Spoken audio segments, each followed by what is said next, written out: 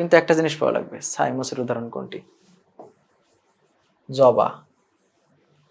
এই জিনিসটা না জানে পরীক্ষা হলে যাওয়া যাবে না। জবা কিসের উদাহরণ? সাইমোসের উদাহরণ। ঠিক আছে, তারপরে দেখো দুইটা টার্ম আছে এখানে, যে ক্যালিক্স বা বৃতি। ক্যালিক্সের প্রতিটি সদস্যকে কি বলে? সেপাল বা বৃত্তাংশ। আর দলমণ্ডলের প্রতিটি সদস্যকে কি বলে? পেটাল বা পাপড়ি।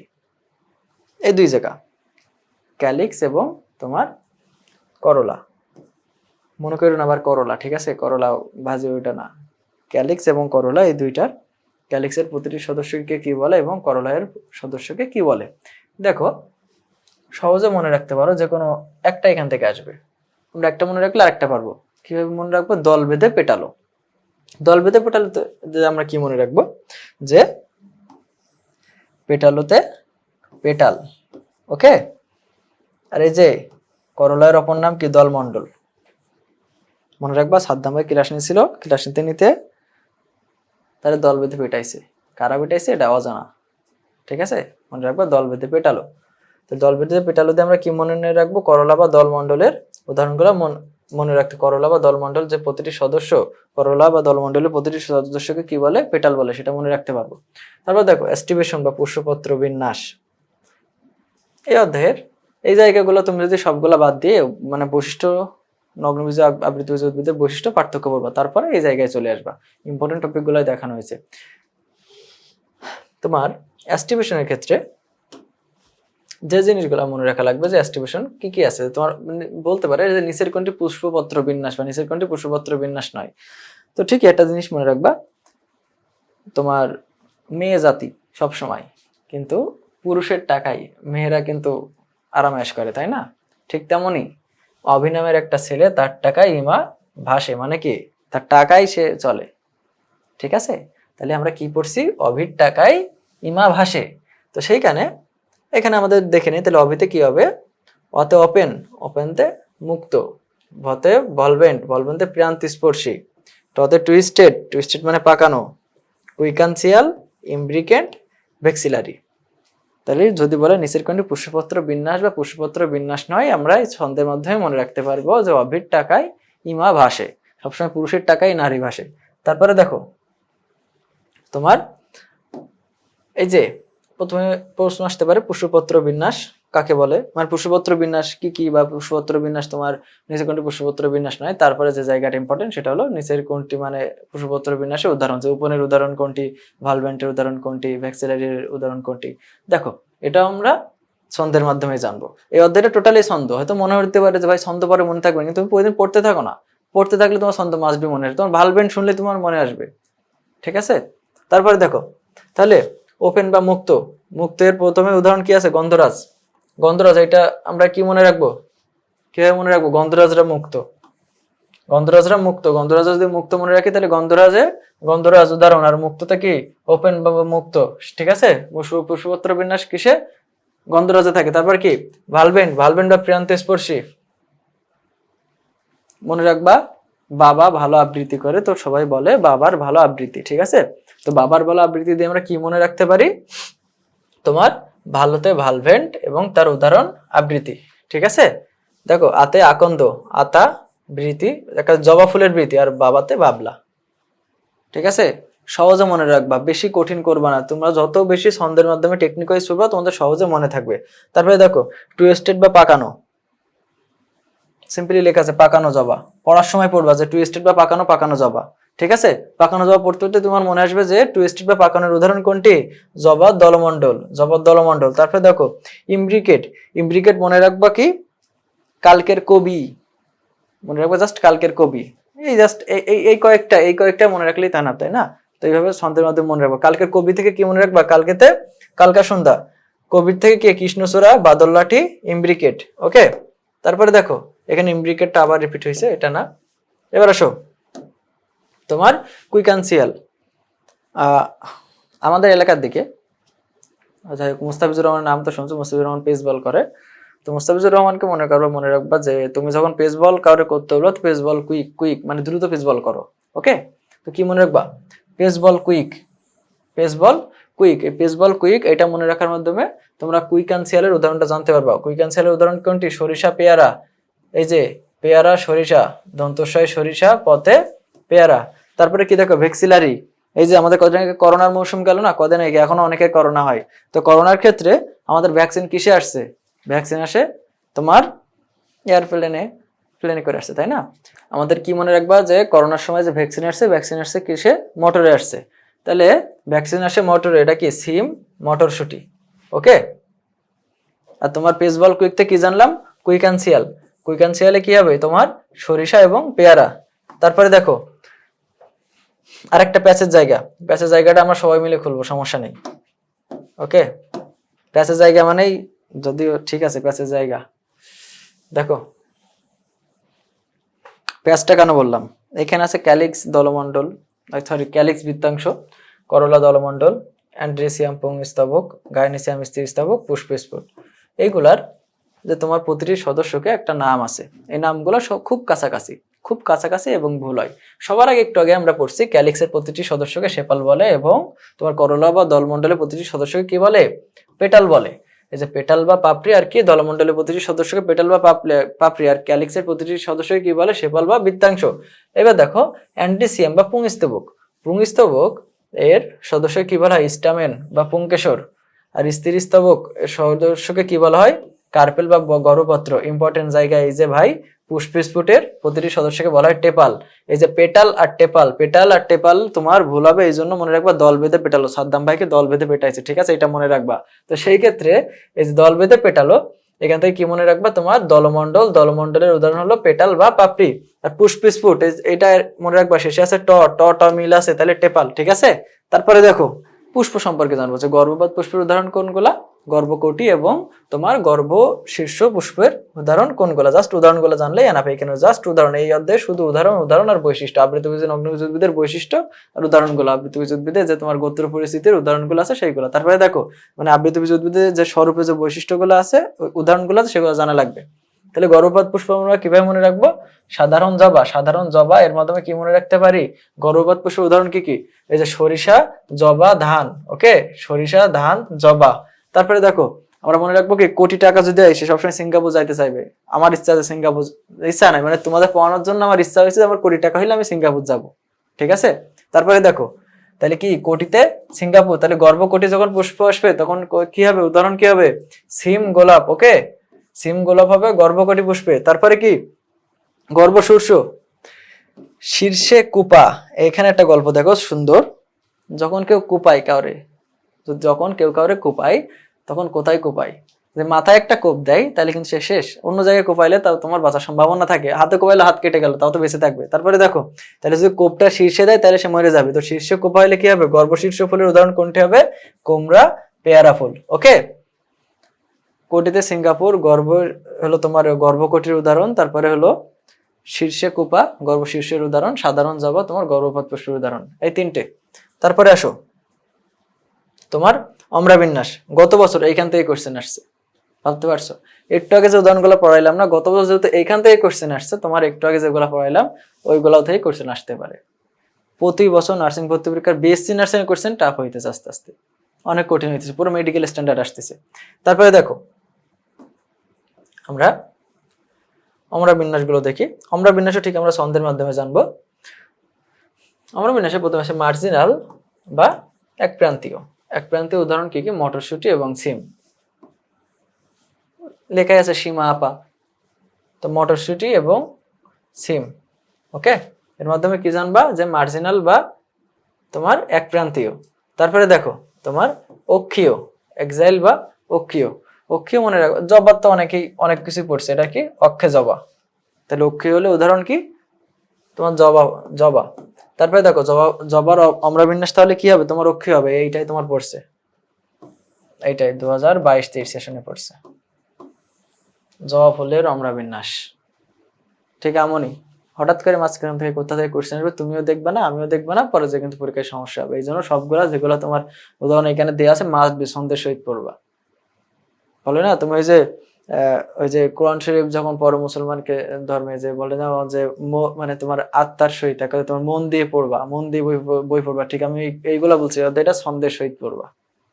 ওকে, এবার দেখো তোমার ফ্রি সেন্ট্রাল বা মুক্তমধ্য। ফ্রিসেন্টাল বা মুক্তমধ্যের ক্ষেত্রে উদাহরণ কি কি আছে আমাদের?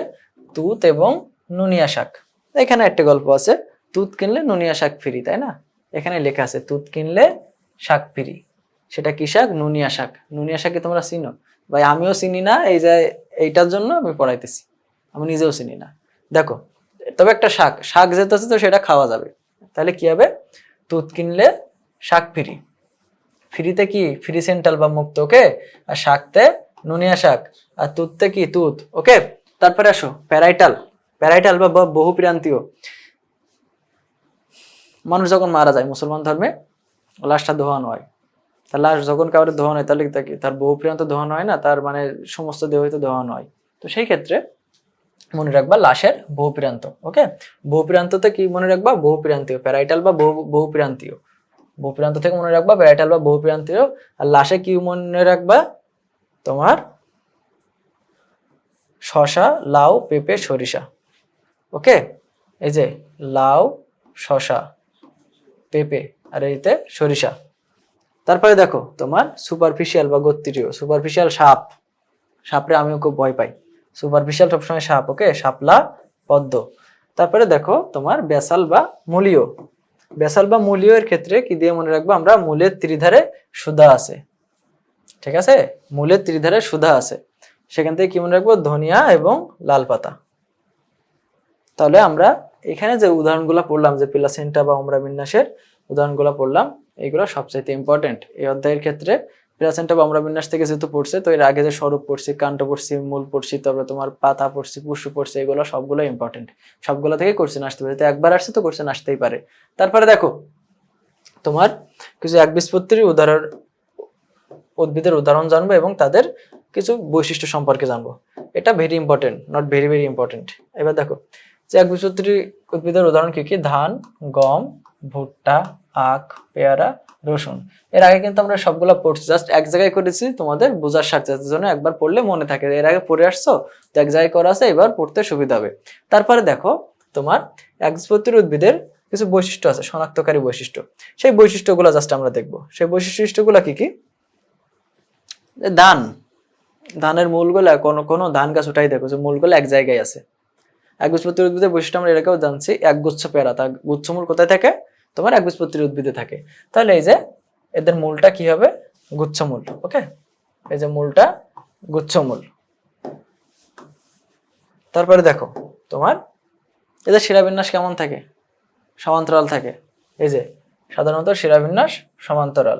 আর এখানে একটা ইম্পর্টেন্ট বৈশিষ্ট্য, সেটা হলো এদের পুষ্পপত্র ট্রাইমেরাস। আর একটা জিনিস মনে রাখবা, ধানের বীজ কোথায় থাকে? যেটা সবচেয়ে প্যাচ লাগবে একবীজপত্রী দ্বিবীজপত্রীর ভিতরে। ধানের বীজ কোথায় থাকে? শীর্ষে থাকে না? তাহলে মনে রাখবা বীজপত্রের অবস্থান শীর্ষ।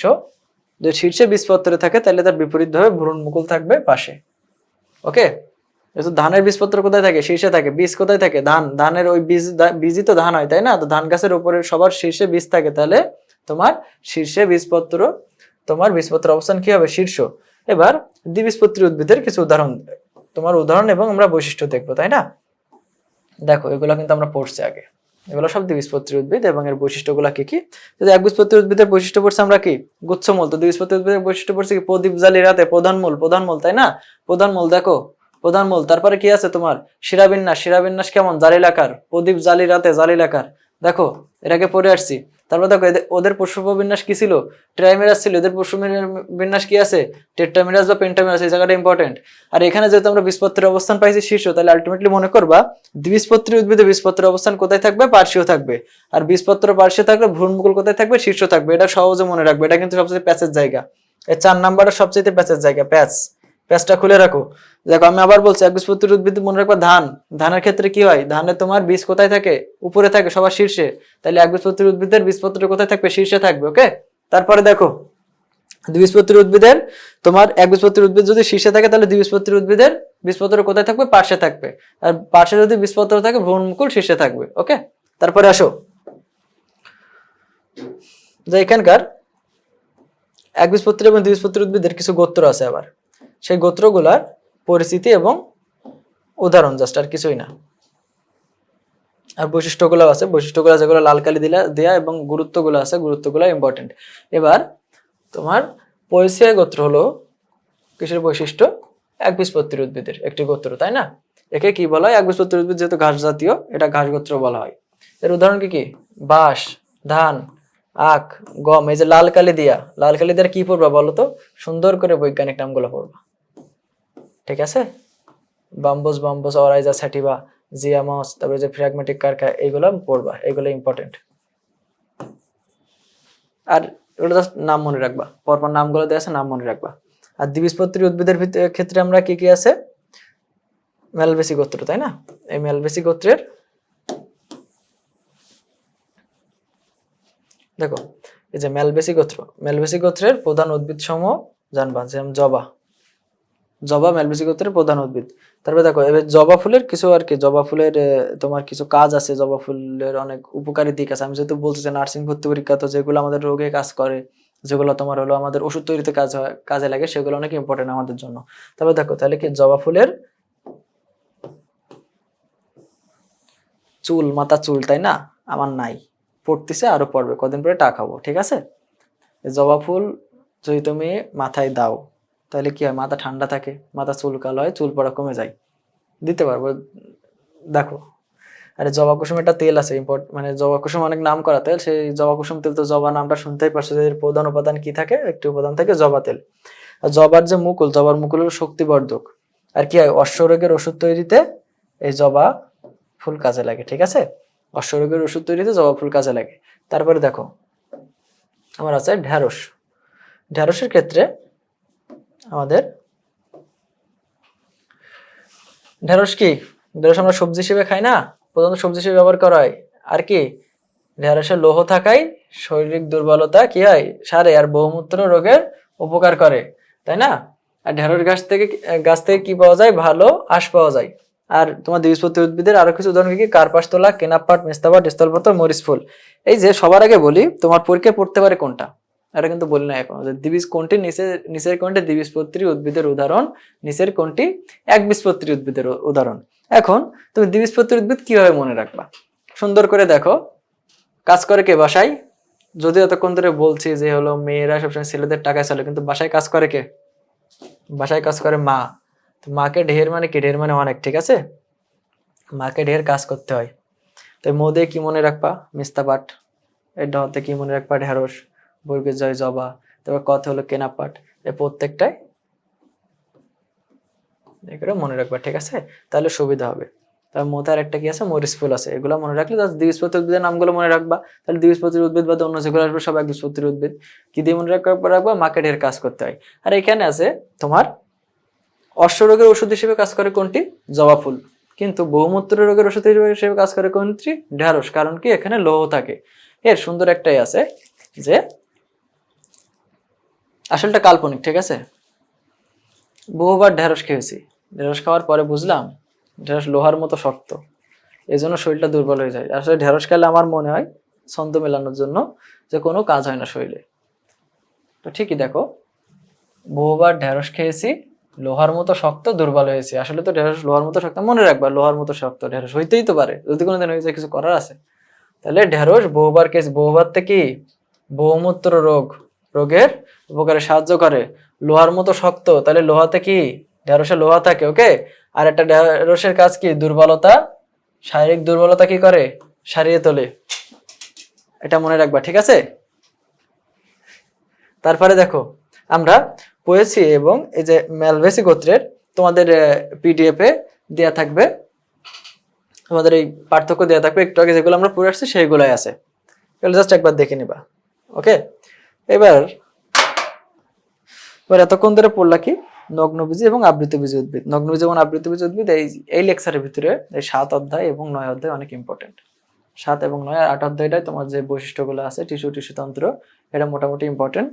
এখন জাস্ট আবৃতবীজি এবং নগ্নবীজি উদ্ভিদের বৈশিষ্ট্যগুলোর সাথে তুমি এই যে লাস্টের উদাহরণগুলো দেখালাম, এগুলো মাস্ট পড়া লাগবে।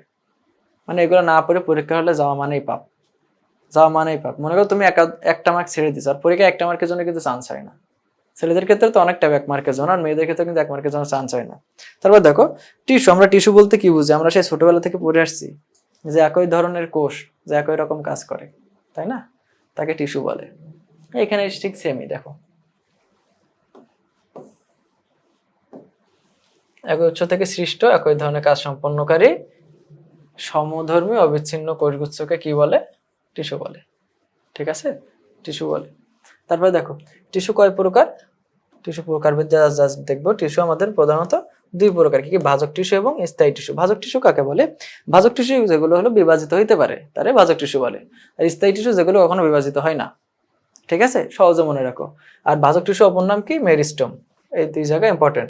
আর স্থায়ী টিস্যু বললামই তো, যে যেগুলো বিভাজিত হইতে পারে না তাকে কি বলা হয়? স্থায়ী টিস্যু বলা হয়। এবার দেখো আমরা কিছু ভাজক টিস্যুর বৈশিষ্ট্য দেখি। ভাজক টিস্যুর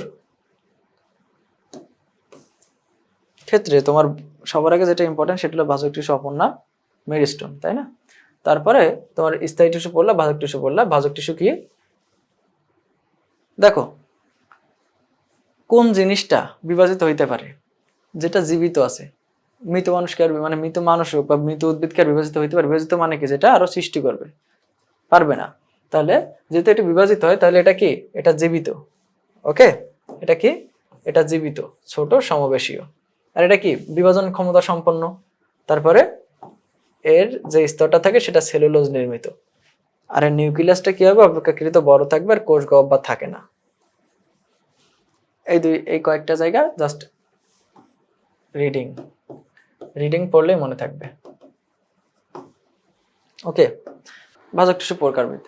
ভাজক টিস্যু প্রকারভেদের ক্ষেত্রে জাস্ট নামগুলো জানবা, যে ভাজক টিস্যু উৎপত্তি অনুসারে কয় প্রকার, অবস্থান অনুসারে, কোষ বিভাজন অনুসারে, কাজ অনুসারে কয় প্রকার। এখন দেখো উৎপত্তি অনুসারে সব জায়গায় তিনের খেলা।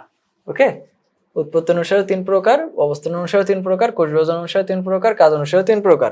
এখন পরীক্ষায় প্রশ্ন আসবে কিন্তু কয় প্রকার এটা না, পরীক্ষায় প্রশ্ন আসবে নিচের কোনটি উৎপত্তি অনুসারে ভাজক টিস্যু প্রকারভেদ নয়, বলবে কাজ অনুসারে ভাজক টিস্যু প্রকারভেদ নয়, এভাবে আসবে। ঠিক আছে, তো বারবার পড়া লাগবে জিনিসগুলা। তো উৎপত্তি অনুসারে তোমার যে 3 প্রকার সেটা হচ্ছে প্রারম্ভিক, প্রাইমারি, সেকেন্ডারি। অবস্থান অনুসারে শীর্ষক, ইন্টারক্যালারি বা নিবেশিত, আর পার্শ্বীয়। কোষ বিভাজন অনুসারে মাস, প্লেট, রিব, এই 3টা সবচেয়ে ইম্পর্টেন্ট। পরে ছন্দ দেব। কাজ অনুসারে কি? পোটোডাম, প্রোক্যাম্বিয়াম, গ্রাউন্ড মেরিস্টম। জাস্ট নামগুলো পড়বা, এখানে বোঝানোর কিছু নাই। তারপরে দেখো তোমার কাজ অনুসারে যে ভাজক টিস্যু প্রকারভেদ, তো মনে রাখবা প্রোগ্রাম মনে রাখলে কি এর ভেতরে কি পারবা? প্রোটোডাম, প্রোক্যাম্বিয়াম, গ্রাউন্ড মেরিস্টম। ওকে, যেহেতু প্যাচ লাগতে পারে, একসাথে 4টা আছে, একসাথে প্যাচ লাগতে পারে। তারপরে কি মনে রাখবা? কোষ বিভাজন অনুসারে কয় প্রকার, আর কোষ বিভাজন অনুসারে বললাম না যে মাস, প্লেট, ট্রিব, এই 3টা ইম্পর্টেন্ট, কারণ এখানে কিছু ইম্পর্টেন্ট মানে তোমার তথ্য আছে যেগুলা নার্সিং অ্যাডমিশনের জন্য ইম্পর্টেন্ট। তো কি মনে করবা? মাস আবারে কি কম রকমারি প্লেট পাই, জাস্ট প্লেট পাই, এটা মনে রাখবা। তো কি মাস আবারে, ওকে, মাতে মাস, তারপর এই দন্তশয় কি? শস্য, ভ্রূণ, এগুলা এর কি? এগুলো উদাহরণ। এগুলো তোমার মাস যে তোমার ভাজক টিস্যু এর উদাহরণ। যে ভতে ভ্রূণ, রতে রেণু, ওকে, কতে কটেক্স। দেখো এগুলা এই ছন্দের মাধ্যমে মনে রাখবা। তারপরে কি তোমার রকমারিতে হলো রিবের উদাহরণ কি? মজ্জারস্যি। আর এখন তোমার মাছ, প্লেট, রিবের ক্ষেত্রে একটা জিনিস আছে, যে তোমার মাছ সমতলে বা সবতলে বিভাজিত হয়, কিন্তু রকমারি একতলে বিভাজিত হয়। আর তোমার প্লেট ভাজক টিস্যু 2 তলে বিভাজিত হয়। ওকে, জাস্ট এই তথ্যগুলো মনে রাখলে এনাফ। ভাজক টিস্যুর প্রকারভেদ এবং মাস, প্লেট, ট্রিপ থেকে এগুলো মনে রাখলে এনাফ। ছন্দের মাধ্যমে মনে রাখবা, তাহলে সুবিধা হবে। তারপর দেখো তোমার স্থায়ী টিস্যু। ভাজক টিস্যুর বৈশিষ্ট্য পড়ছি, তাহলে আমরা এবার স্থায়ী টিস্যু বৈশিষ্ট্য পড়বো। স্থায়ী টিস্যু বৈশিষ্ট্য কি কি? স্থায়ী টিস্যু আমরা আগে পড়ছি, যেগুলো বিভাজিত হতে পারে না, স্থায়ী। তো স্থায়ী টিস্যুর বৈশিষ্ট্যের ক্ষেত্রে দেখো এগুলো কি? বিভাজনে অক্ষম, নিউক্লিয়াস ছোট, এর আগে পড়ছিলাম কি? নিউক্লিয়াস বড়, ওর কি? কোষ গহ্বর ছোট, কোষ গহ্বর বড়। তো দেখো কোষ প্রাচীর কি থাকে? পুরু। আর এখানে কি? কোষ প্রাচীরে নানা ধরনের নকশা দেখা যায়, আর ওখানে কি থাকে? সেলুলোজ থাকে। ওকে, এগুলো ইম্পর্টেন্ট। তারপরে দেখো তোমার স্থায়ী টিস্যু প্রকারভেদ। ভাজক টিস্যুতে যেমন তোমার দেখছো 3-এর খেলা, স্থায়ী টিস্যুতে কিন্তু 3-এর খেলা না, 3-এর খেলা শুধু এক জায়গায়। স্থায়ী টিস্যু প্রকারভেদ কি? সরল টিস্যুর উদাহরণ কোনটি? Parenchyma, collenchyma, স্ক্লেনকাইমা। আর জটিল টিস্যু জাইলেম, ফ্লোয়েম, ক্ষরণকারী, তরুক্ষীর গ্রন্থি। এগুলা পড়লা। তারপরে দেখো তোমার ভাজক টিস্যু এবং স্থায়ী টিস্যু এর পার্থক্য পড়বা। পার্থক্য পড়লে তোমার জাস্ট বৈশিষ্ট্যগুলা পড়ার পরে পার্থক্য পড়লে কি হয়? বৈশিষ্ট্যগুলা থেকে মানে কোথায় কি তোমার তুলনা করে পড়তে হবে, তোমার আর কি, যে তুলনা করে পড়লে কি হয় এটা মনে থাকে বেশি। ঠিক আছে, তবে দেখো টিস্যুর ধরন কি? এরা কি ভাজক টিস্যু কি প্রাথমিক অবস্থায় জন্ম হয়, আর এটা আদি টিস্যু। আর স্থায়ী টিস্যু কি, ভাজক টিস্যু থেকে স্থায়ী টিস্যু জন্ম হয়। এবার যদি তোমার ভাজক টিস্যু থেকে স্থায়ী টিস্যু মানে কোনো জায়গা থেকে যদি অন্যটার উৎপত্তি হয় সেটাকে আদি টিস্যু হয়, কখনোই হয় না। তো আদি টিস্যুর উদাহরণ কোনটা হবে, ভাজক টিস্যু। বিভাজন ক্ষমতা, বিভাজন ক্ষমতা আমরা জানি যে তোমার যে টিস্যু বিভাজিত হতে পারে সেটাই ভাজক টিস্যু, তাহলে এটাকে পড়ে আসছে। তো বিভাজনে সক্ষম সক্ষম, আর ওটা কি হবে, বিভাজনে অক্ষম। আর কোষের ধরন, এগুলো বিভাজনে সক্ষম, ওইগুলো বিভাজনে অক্ষম, ওইগুলো মানে স্থায়ী টিস্যু। তারপর দেখো টিস্যুর অবস্থান, ভাজক টিস্যুর অবস্থান উদ্ভিদের বর্ধিংশ অঞ্চলে, আর স্থায়ী টিস্যুর অবস্থান কোথায়, এরা বর্ধিংশ অঞ্চলের কোথায় থাকে, পিছনে অবস্থান করে, তাই না। তারপরে দেখো এদের নিউক্লিয়াস কি, এদের নিউক্লিয়াস বড় আর ওদের নিউক্লিয়াস ছোট। তারপরে এদের কি আছে, কোষ গহ্বর আছে, তাই না। নিউক্লিয়াসের অবস্থানের ক্ষেত্রে তোমার নিউক্লিয়াস বড় এবং ছোট, এই বৈশিষ্ট্যটা সবচেয়ে ইম্পর্টেন্ট। তারপরে যেটা আসবে যে তোমার খাদ্য তৈরি, ভাজক টিস্যু কি করে, খাদ্য তৈরি করে না, কিন্তু স্থায়ী টিস্যু ক্লোরোপ্লাস্ট যুক্ত স্থায়ী টিস্যু, যদি ক্লোরোপ্লাস্ট থাকে তাহলে কি করবে, খাদ্য তৈরি করবে। তারপরে দেখো কোষ অবকাশ, কোষ অবকাশের ক্ষেত্রে এখানে কোনো কোষ অবকাশ থাকে না, আর এখানে থাকে। তোমার পার্থক্য বৈশিষ্ট্যর পরে যে জায়গাটা ইম্পর্টেন্ট সেটা হলো এই যে টিস্যু তন্ত্র। টিস্যু কাকে বলে আগেই বলে দিছি। তো টিস্যুর অবস্থান এবং কার্যকরীর উপর ভিত্তি করে টিস্যু তন্ত্র কয় প্রকার, 3 প্রকার, 3 ভাগে ভাগ করা, এটা পড়লা। 3 ভাগে ভাগ করার পরে এখানে যে এক জায়গায় দিয়ে আছে, তাই না, এগুলো জাস্ট একবার করে রিডিং পড়বা, just reading, reading, only reading. এগুলো রিডিং পড়লে না, রিডিং চাইতে আর বেশি কিছু লাগবে না, রিডিং। তারপরে দেখো তোমার এপিডার্মাল টিস্যু তন্ত্র আছে, এপিডার্মাল বা ত্বকীয় টিস্যু তন্ত্রের ক্ষেত্রে কিছু ইম্পর্টেন্ট তথ্য আছে, সেগুলো আমাদের জানা লাগবে। সেগুলো কি কি, এই যে এপিডার্মিস, এপিডার্মিস বা যে এপিডার্মিস কি, এপিডার্মিস বা ত্বক, ত্বক কি, ত্বক হলো তোমার কোন উদ্ভিদের বাইরের অংশ। এখানে কি থাকে, এখানে এটি কি দিয়ে গঠিত থাকে সেটা পড়তে হবে। সেটি হলো সুবেরিন এবং কিউটিন জমা হয়ে কি তৈরি করে, কিউটিকল তৈরি করে। কিউটিকল কেমন দেখতে, কিউটিকল কেমন দেখতে, মোমের আস্তরণের মতো দেখতে, ওকে, একটি পরিস্তর। তারপরে দেখো এখানে কি থাকে, বুলিফর্ম কোষ থাকে, ওকে। হ্যাঁ, বুলিফর্ম কোষ কি কি, গম, আখ, ভুট্টা।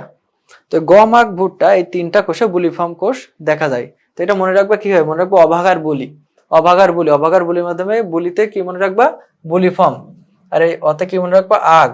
তারপরে তোমার গতে গম, ভতে ভুট্টা, ওকে, আখ, গম, ভুট্টা, আর বুলিতে বুলিফর্ম। এখন দেখো তোমার এই এপিডার্মিস কি থাকে, এক সারি প্যারেনকাইমা থাকে।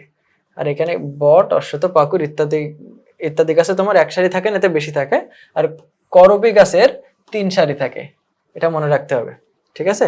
তারপরে আসো তোমার এপিডার্মিসের উপবৃদ্ধি। এপিডার্মিসের উপবৃদ্ধির ক্ষেত্রে তোমার এই যে 4টা অংশ আছে, সেই 4টা অংশের কিছু কিছু কিভাবে তৈরি হয় বা কোথা থেকে সৃষ্টি হয়, এই জায়গাটা সবচেয়ে ভুল হয়, ঠিক আছে।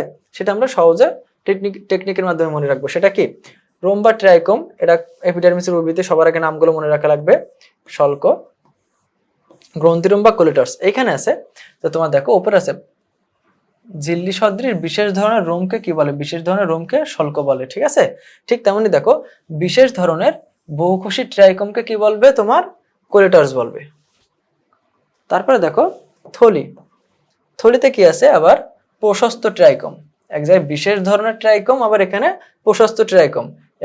একে কি বলা হয়, তোমার প্রশস্ত ট্রাইকোমকে বলা হবে কি, থলি, আর বিশেষ ধরনের ট্রাইকোমকে বলা হবে কোলেটার্স। কিভাবে মনে রাখবা, থলি এবং কোলেটার্সের ভিতরে আমাদের কি হবে, প্যাচ লাগবে। প্যাচ খোলার ক্ষেত্রে মনে রাখবা কি, আমি নিজেই তোমার কোক পছন্দ করি না। নতুন হলো তুমি শহরের দিকে দেখবা কোক সবচেয়ে বেশি চলে। তো আমি এটা বলি যে বহুবার কোক খাওয়ার ট্রাই করেছি কিন্তু পারি নাই, বহুবার কোক খাওয়ার ট্রাই করেছে, ওকে। দেখো বহুকোষী, বহুকোষী যদি তোমার ট্রাই থাকে, বহুকোষী ট্রাইকোমকে তোমার কি বলা হবে, কোলেটার্স বলা হবে, ওকে। বহুকোষী, বহুবারতে বহুকোষী ট্রাইকোম, বহুকোষী ট্রাইকোমতে তোমার কি কি বলা হবে, কোলেটার্স বলা হবে, ওকে। আর যদি তোমার বহুকোষী ট্রাইকোমকে কোলেটার্স বলা হয়, তারপরে তাহলে প্রশস্ত ট্রাইকোমকে কি বলা হবে, থলি বলা হবে। আর এখানে বড় উদ্ভিদ নামে পরিচিত, এর তোমার বৈজ্ঞানিক নামটা পড়া লাগবে। তারপরে দেখো তোমার পত্ররন্ধ্রের প্রকারভেদ আছে এবং পত্ররন্ধ্র সম্পর্কে আমাদের জানা লাগবে। তো পত্ররন্ধ্র প্রধানত কয় প্রকার, 2 প্রকার। এপিডার্মাল রন্ধ্র, এপিডার্মাল রন্ধ্র 2 প্রকার, সেটি হলো পত্ররন্ধ্র আর পানিরন্ধ্র। পানিরন্ধ্রের অপর নাম হলো হাইডাথোড, ওকে। তো পত্ররন্ধ্র বা স্টোমাটা এই পত্ররন্ধ্র বা স্টোমাটা এর একটা ইম্পর্টেন্ট তথ্য হলো পাথরকুচি উদ্ভিদে সাধারণত তোমার পত্ররন্ধ্রগুলো কি থাকে, দিনে খোলা থাকে, রাতে বন্ধ থাকে। কিন্তু পাথরকুচি উদ্ভিদ ব্যতিক্রম। পাথরকুচি গোত্রের উদ্ভিদে কি হয়, রাতে খোলা থাকে আর দিনে বন্ধ থাকে, এটা মনে রাখতে হবে। আর বললাম পানি পত্ররন্ধ্রের উদাহরণ বা হাইড্রাথরির উদাহরণ কোনটি, ঘাস, টমেটো, কচু, এগুলা ঘটক। ঠিক আছে, এগুলা ঘটক, ঘাস, টমেটো, কচু এগুলা ঘটক, মনে রাখবা। ঘটকতে কি মনে রাখবা, ঘাস, টমেটো, কচু। তারপরে দেখো পত্ররন্ধ্রের কিছু প্রকারভেদ আছে, এগুলো নাইস টু নো। এটা অ্যাসেন্ট্রিক, প্যারাসেন্ট্রিক, অ্যানিসোসেন্ট্রিক, টেট্রাসেন্ট্রিক, অ্যাক্টিনোসেন্ট্রিক, অ্যানোমোসেন্ট্রিক। এগুলো জাস্ট তোমার নাম মনে রাখতে হবে এবং কয়টি কোষ আছে। অ্যাসেন্ট্রিকে 2টা থাকবে, স্টোমাতে 2টা থাকবে কিন্তু সমান্তরালে থাকবে, ওকে। প্যারাসেন্ট্রিকে 2টি থাকবে সমান্তরালে, ডায়াসেন্ট্রিকে কিভাবে থাকবে, সমকোণে থাকবে। প্যারা মানে সমান্তরাল। তারপরে দেখো অ্যানিসোসেন্ট্রিকে কয়টি থাকবে, 3টি থাকবে সাবসিডিয়ারি ভাবে। আর টেট্রাসেন্ট্রিকে 4টি। এই অ্যানিসোসেন্ট্রিকটা ভুল হবে সবচেয়ে বেশি। আর তোমার অ্যাক্টিনোসেন্ট্রিক আর অ্যানোমোসেন্ট্রিক এটা ততটা ইম্পর্টেন্ট না, এটা লেস ইম্পর্টেন্ট। ব্যাস লাগবে তোমার এই যে অ্যানিসোসেন্ট্রিক আর তোমার এই যে প্যারাসেন্ট্রিক। তারপরে আসো আমরা ভাস্কুলার টিস্যুতন্ত্র সম্পর্কে জানবো। আর তোমার ভাস্কুলার বান্ডলে তোমার বিভিন্ন হচ্ছে থাকে না যে অক্ষীয়, মানে ভাস্কুলার বান্ডল যে 3 প্রকার, যে তোমার সংযুক্ত, অরীয়, কেন্দ্রিক। তো সেই ক্ষেত্রে তোমার ভাস্কুলার বান্ডল দুইটা নিয়ে গঠিত, সেটা হলো জাইলেম এবং ফ্লোয়েম। জাইলেম এবং ফ্লোয়েম নিয়ে কোনটি গঠিত হয়, ভাস্কুলার যে টিস্যুতন্ত্র গঠিত হয়। আর ভাস্কুলার বান্ডলের ক্ষেত্রে বললাম সংযুক্ত, অরীয়, কেন্দ্রিক। এখানে জাস্ট এই প্রকারভেদটা তোমরা একবার দেখে নিবা। প্রকারভেদটা তোমার দেখে নিলে পরে বুঝতে সুবিধা হবে। এবার আসো তোমার ভাস্কুলার বান্ডলে যে পড়লাম যে সংযুক্তের ভিতরে আবার কয় প্রকার আছে, 3 সংযুক্তের ভিতরে আবার তোমার জাইলেম এবং ফ্লোয়েম সংযুক্ত থাকে। সংযুক্তের ভিতরে 2 প্রকার আছে, সেটা কি কি, সমপার্শ্বীয় আর সমদ্বিপার্শ্বীয়।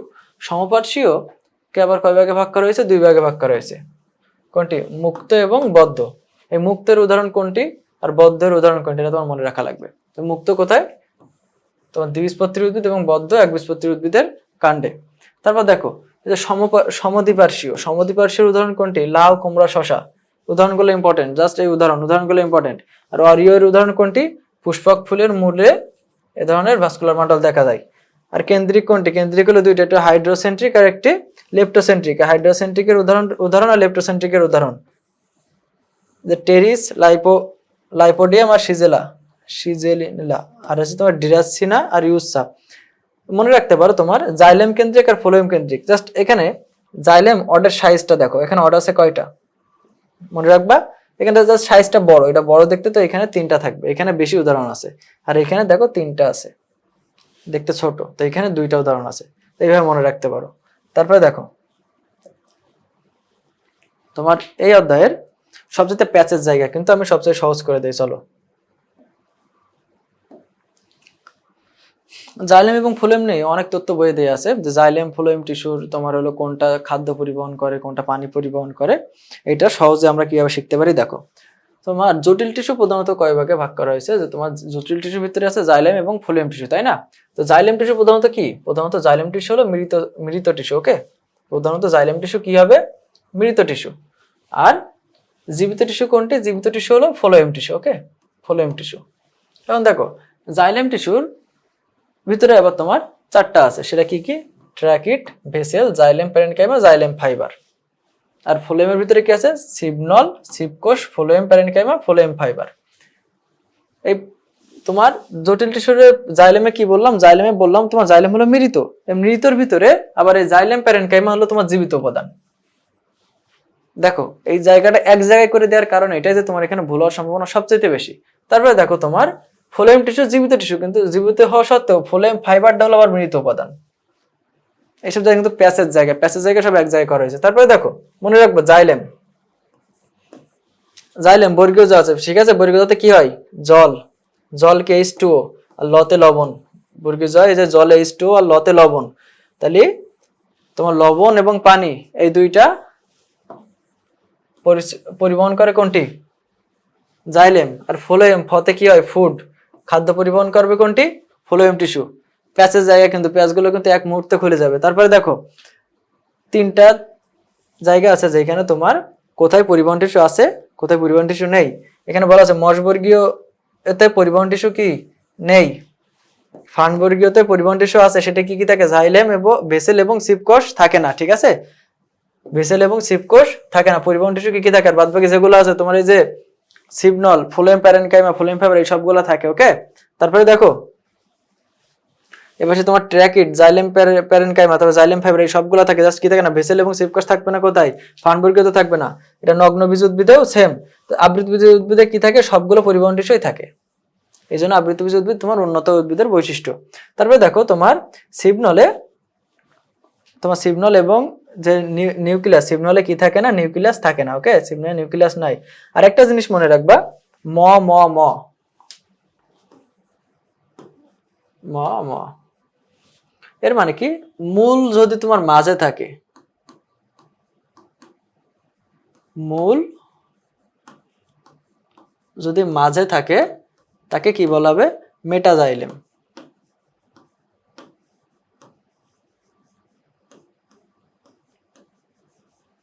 মেটাজাইলেম মনে রাখবা, ম ম ম মূল মাঝে মেটাজাইলেম।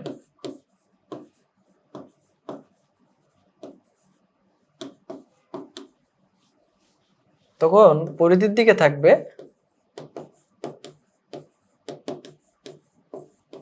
প্রোটোজাইলেম।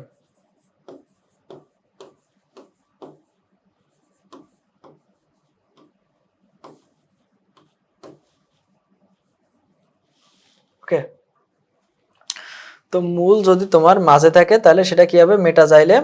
আর তখন প্রোটোজাইলেম কি থাকবে? পরিধির দিকে থাকবে। ঠিক আছে, এই পরিধির দিকে থাকলে একে কি বলা হবে? এক্সার্ক।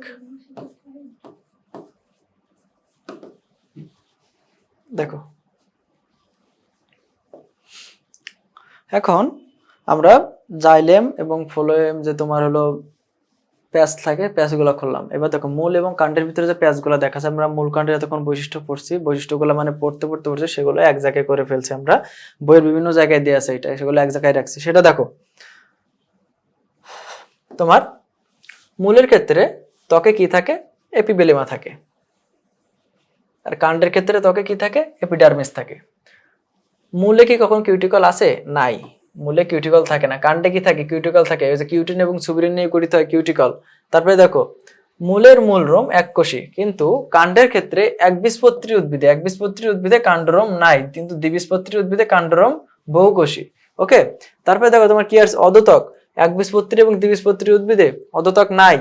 আর একবীজপত্রী এবং দ্বিবীজপত্রী উদ্ভিদের মূলে অদোতক নাই। আর একবীজপত্রী উদ্ভিদের কাণ্ডে যে তোমার অদোতক আছে সেটা স্কেলেনকাইমা, দ্বিবীজপত্রী উদ্ভিদের কাণ্ডে যেটা আছে সেটা তোমার কোলেনকাইমা।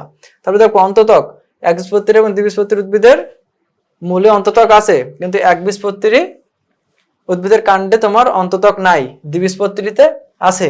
তারপরে দেখো তোমার মজ্জারশ্মি আছে, মূলে আছে, কাণ্ডেও আছে। তারপরে তোমার মজ্জা এবং মজ্জারশ্মি দুইটাই মূলেও আছে, কাণ্ডেও আছে।